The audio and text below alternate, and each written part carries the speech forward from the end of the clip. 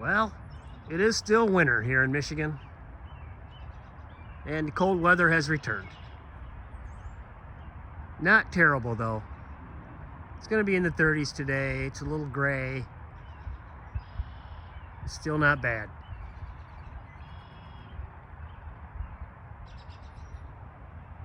So we have to have a little heat on in the pole barn. And when I say heat, this is what I mean. Can't beat a wood stove. They really put off some good heat, and won't take much to heat it up. Haven't had to use a lot of firewood this year. Got quite a bit left in the basket, so not an issue there. It's been pretty mild winter, so I haven't had to use a lot. But when I need it, it's nice. Morning again, everyone. It's Len from Mercury Man Garage here. Well, as you saw in that opening, it's cold again here in Michigan, but it is Michigan and it's still winter, so you got to take what you're going to get. Anyway, we got her all warmed up here in the pole barn. It's looking good working condition, so we can start tackling this door glass. So that's what we're going to do today. We're going to get this window removed, and let me show you what I got going on. All right, I don't know about you guys, but I always have trouble getting these windows out. I never can remember what to take off first, but I take a lot of pictures. You can't beat a good picture for accuracy and where things are supposed to go. But I think what I'm going to start with is these stops. This one here is the stop. I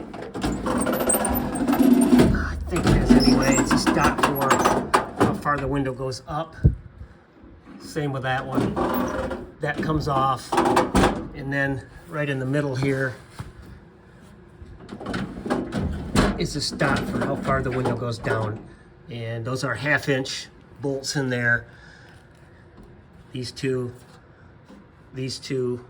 and this one. So I'm going to take those off first. All right, so there's the stops that I just removed. And I also like to just kind of lay things out as I take them out. So they're kind of in order once I remove them, and then when I put things back together, I just reverse the process. And I also like to keep the bolts that attach to the hardware, I just put them right back in the holes, just like so. Kind of see that there, and this one as well. So that's just kind of the process how I do it, just so things are in order when I put them back on. And now that the stops are removed, you can kind of see the window goes down much farther now, so it's way down in this gap. You can see it down in there. So if you ever have to replace these window felts, you don't need to take the window out. You can just remove those stops and drop the window down, and you can replace those window felts. Makes it much easier. All right, guys, like I said, I don't do this very often, and I'm not sure the process of getting these windows out, if there's a technique, but now I think I'm just going to start removing these 3 here and these 2 over here, and I'm thinking that let me get the window down here, that releases the tension on these slides right here, that I can maneuver it, so I can slide it out here and slide it out here, and then I can pull the window out. Let's see what happens. All right, well, so far so good. I removed those 3 bolts and the 2 that were over here, and behind that, those 2 right there was this channel, which this rides in right here. So that just kind of slides back and forth on there. I popped that out, took these 3 bolts out, and this is kind of a swivel mechanism for the different arms that basically ride in those channels to raise and lower the window. So now all I think I need to do is turn the window crank, and you can see the bottom slide down here should pop right out of this channel right in there. just like that. And now, I think the hope is that I can turn it the other way and hopefully that I can get this one out of here. I think I need to set the camera down and just use both hands to try to get this other slide over here to get it out. All right, guys, I was able to get that last slide out of the channel of the window and the window removed. Hopefully I can show you how I did that. It was a little different than I had anticipated doing it, but basically I had to turn the window crank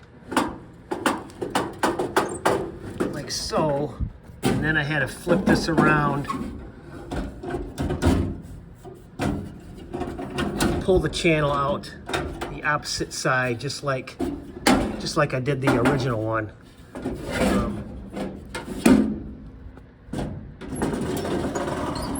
Get you a shot here.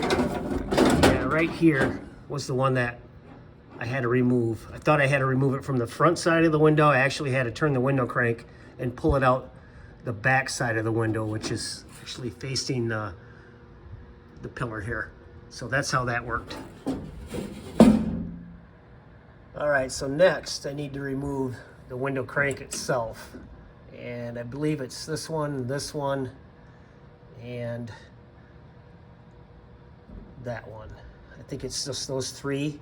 So I'm going to remove those 3 bolts and we'll see what we got. Well, as it turns out, it was all 4 of these bolts. So we got those removed, and as you can see, the window crank now, let's just kind of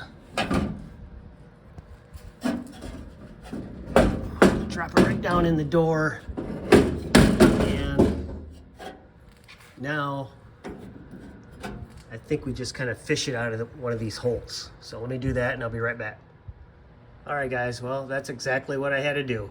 Basically just kind of folded it all together and then just fished it out this hole right here. So it wasn't that hard to get out once it was all folded together. But there's the mechanism right there. And it's pretty rudimentary, but yet it's still kind of complicated too, with all the geometry and everything that's necessary for the windows to work. But as you can see, I still got my my lineup here, I guess you'd say, going. Things I removed first, and just keep going from there. All right, everyone. Well, next up is this vent window, and these are a little more tricky. They have to be kind of turned, and yeah, it's kind of a process. So let me get going on that, but first let me show you what the hardware I have to remove. Got to remove these 3 Phillips head, this 1/2 inch over here, this 1/2 inch here. These are kind of alignment kind of nuts and bolts that kind of align the window up and down and sideways. So those, and then I have another one down here, and this is the channel.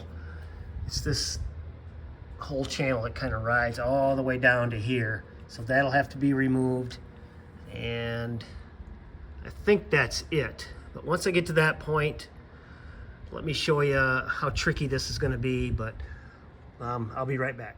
Okay, quick update here. I got this one removed and this one removed. You can see that one there. And as it turns out, I do not have to remove these 3 Phillips. This is actually the door handle release, and that has nothing to do with this vent window. And the inside of that is inside enough to where I can clear it to get the window out. I hope. We shall see. But I was trying to get the window out and it wasn't coming, and then I realized there's one right in there. So that one will have to be removed, and then we'll try to get the window out after that. All right, another quick update here. I started to pull the vent window out just to see where I was at, and then I remembered that this alignment screw right here that has an Allen wrench, an Allen fitting, I guess you'd say, inside that bolt. This thing has to be removed. Otherwise you can't get that window out.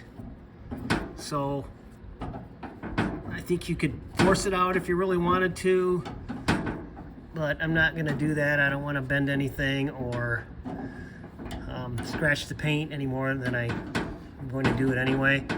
So this has to be turned all the way out and removed to be able to pull that vent window out. So that's what I'm doing here.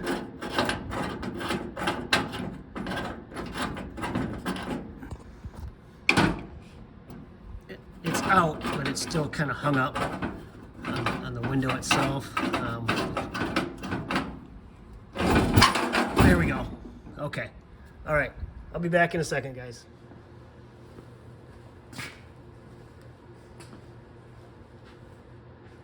All right, so we got all the bolts out that we need to be able to remove this window. So it should just pop right out now with no problems.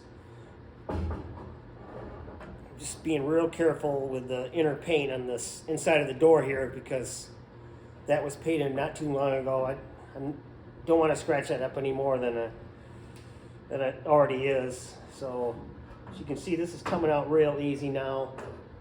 You do have to kind of turn it here a little bit to clear that, and that's it. So that is out, and so far so good.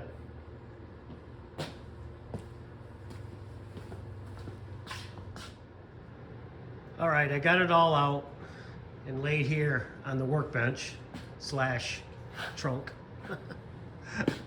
But I got the vent window, the window mechanism, a slide, the actual window, and the window stops, kind of all laid out in the order I took them out. So once I get these rebuilt, I'm gonna redo the seals on this quarter window or vent window, and the vent or the felt on the door itself. I'm going to replace all of that.